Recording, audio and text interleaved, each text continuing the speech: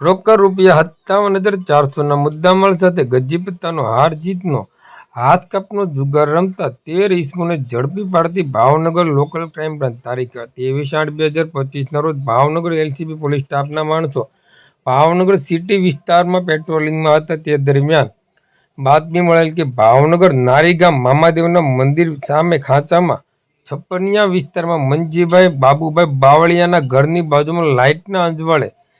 જાહેર જગ્યાએ અમુક ઇસમો ભેગા થઈ ગોળ કુંડાળું વળી ગજીપત્તાનો પૈસા વડે હાર જીતનો હાથ કાપનો જુગાર રમે છે. જે બાતમીવાળી જગ્યાએ રેડ કરતા ગજીપાના પૈસા વડે હાર જીતનો જુગાર રમતા સુરેશભાઈ ગીધાભાઈ રાઠોડ તેમજ રાજુભાઈ ભાવાભાઈ ઝાપડિયા, લાલજીભાઈ હીરાભાઈ બાવળિયા, અમૃતભાઈ દીપાભાઈ પનારિયા, વિક્રમભાઈ માવજીભાઈ બાવળિયા, સંદીપભાઈ જીવરાજભાઈ ગોહિલ, મિલનભાઈ હરેશભાઈ ગોહિલ, સંજયભાઈ પ્રવીણભાઈ વડલિયા, જયદીપભાઈ પ્રવીણભાઈ રાઠોડ,